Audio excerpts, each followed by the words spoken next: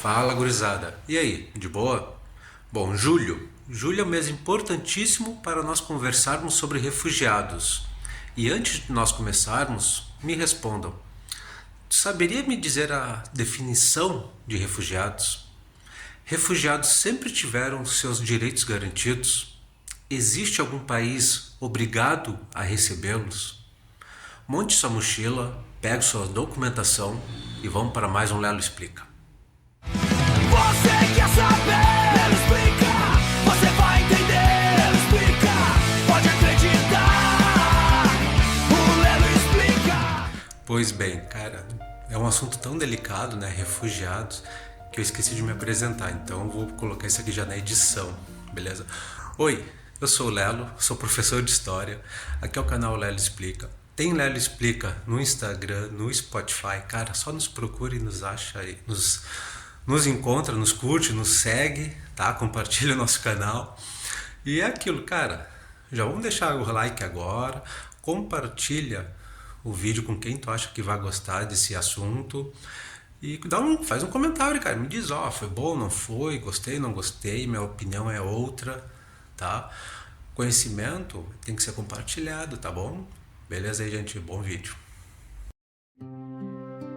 Vamos começar com o fim da Primeira Guerra Mundial. Este evento não marcou apenas esse fim da guerra. Cara, impérios deixaram de existir. O Império Austro-Húngaro, o Império Otomano, o Império Russo já não existia mais. Fronteiras foram modificadas, países surgiram. Só que muitos conflitos continuavam existindo. Por exemplo, a Guerra Civil Russa. E esses conflitos, essas batalhas, geraram milhões de refugiados, que eram pessoas que estavam fugindo de casa buscando refúgio. A palavra refugiado significava mais essa situação. Mostrava apenas, é uma pessoa que está buscando abrigo, que não existe mais no seu próprio país. Em março de 1922, um navio chegou em Maceió, repleto de refugiados desta guerra civil russa. Dentre esses refugiados estava a pequena Chaya, um neném de 1 ano de idade, trazida pelos seus pais, Pincon e Mani Alin Spector.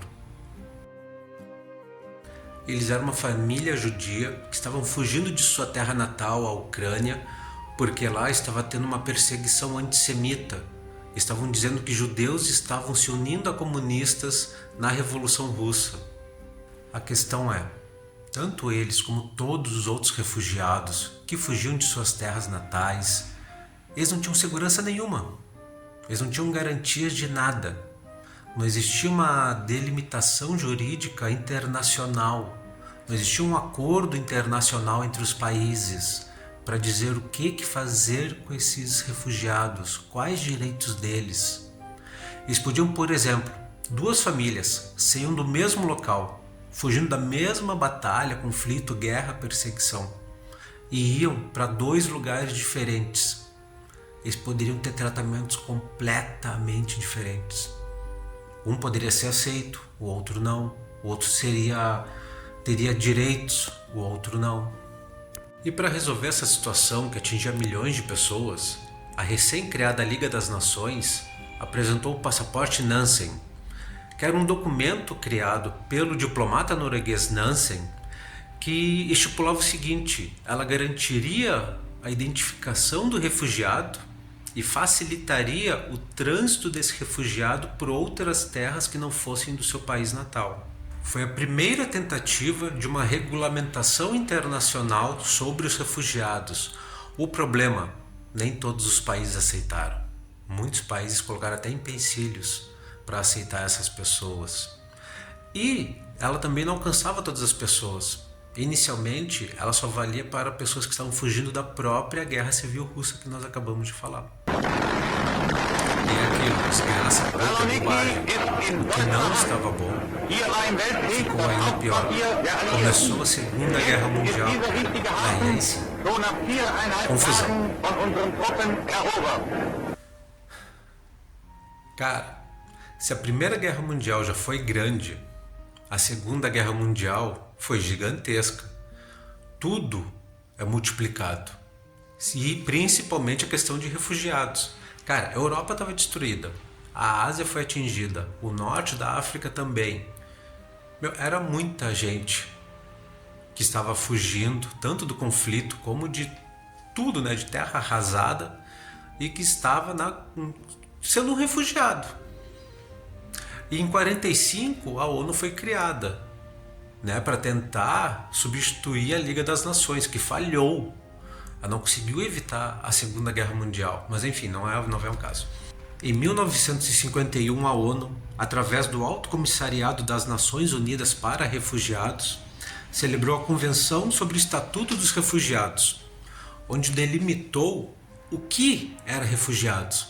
A refugiado agora era alguém que estava fugindo tanto de conflito como de perseguição, motivada por questões religiosas, políticas, né, por uma questão étnica, racial. Tá? Agora dava para definir bem o que era um refugiado. E um direito básico, importantíssimo foi criado, a de não devolução. Agora um país que estava com um refugiado não poderia devolvê-lo para o lugar que ele tinha acabado de fugir, aonde ele estava sendo perseguido, onde provavelmente seria morto. Não obrigava os países a receber os refugiados, mas fazia com que esses países analisassem cada caso individualmente a partir desses requisitos para poder definir se aceitava aquela pessoa ou não. Mas o principal, garantir essa segurança para essa pessoa. Ela não precisava mais ter medo de voltar para de onde estava fugindo. Esse novo estatuto trouxe grandes avanços, que é utilizado até hoje, tá? Então, beleza, trouxe grandes avanços, mas tinha um problema seríssimo. Ele só abrangia até o momento da sua criação. Deixa eu te explicar. Se em 1953, tá? 53, o estatuto é de 51, 53, se a pessoa que estava refugiada fosse por causa da Segunda Guerra Mundial, ela seria atendida por esse estatuto, tá? Porque ela saiu em decorrência de um evento que o estatuto previa.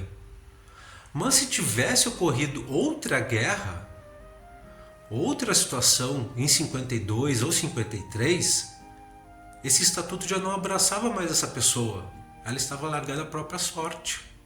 Então, em 1967, percebendo os problemas que tinha naquele estatuto, ocorreu o Protocolo de Nova York, onde a ONU ampliou o alcance do Estatuto do Refugiado.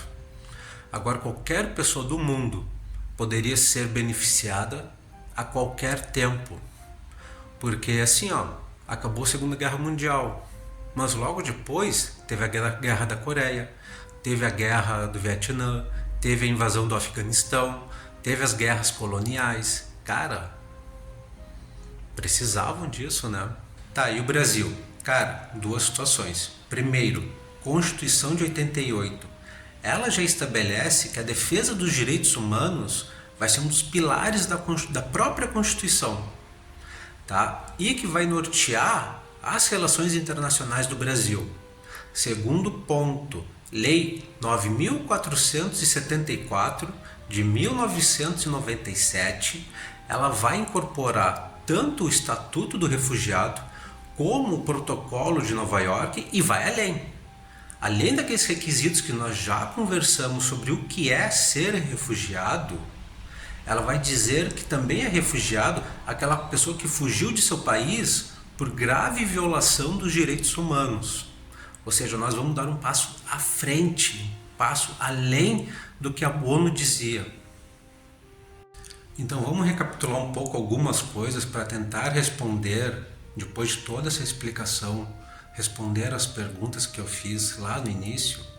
Vamos lembrar primeiro da Chaya, aquela nenê que veio para o Brasil com 1 ano de idade. Cara, ela mudou de nome aqui no Brasil, assumiu o nome Clarice Lispector. tu já ouviu falar dela, cara. Ou pelo menos leu alguma coisa, ou alguma coisa que foi atribuída a ela. Mas enfim, vamos lá. O que é ser refugiado? Cara, refugiado é toda aquela pessoa que foge do seu local por questão de perseguição, por motivação racial, seja motivação religiosa, política, foge de uma situação de grave violação dos direitos humanos, tá?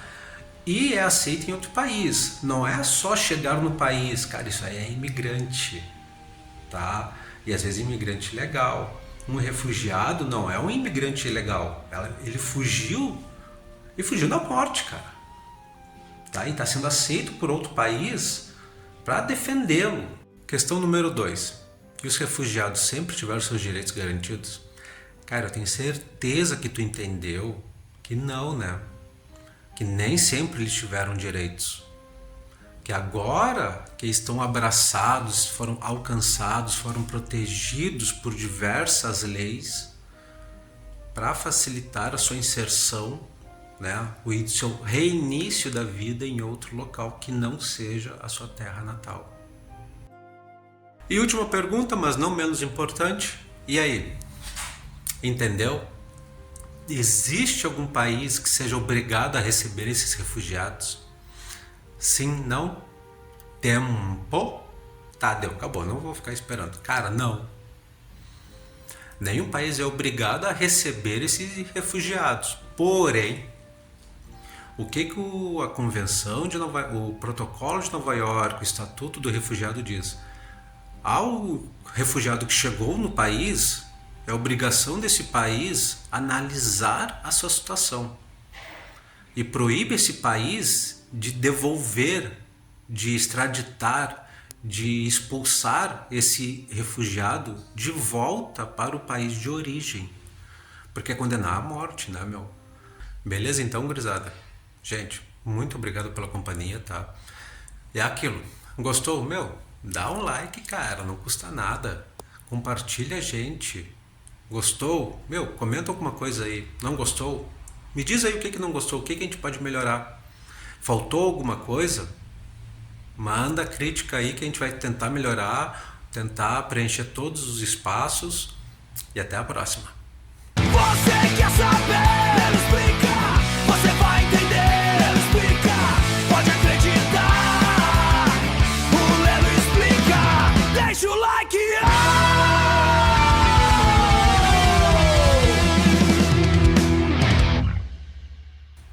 Cenas pós-crédito. Cara, o óbvio tem que ser dito, né? Isso aqui é só um recorte, meu. Isso aqui não vai trazer todas as respostas que tu está precisando, que tu queira. Porém, toda a bibliografia que eu utilizei aqui para fazer esse vídeo tá aqui embaixo na descrição, meu. Dá uma olhada, tá bom? E fora isso, meu, prometo que vai ser a última vez que eu falar. Deixa o like, beleza? Até a próxima.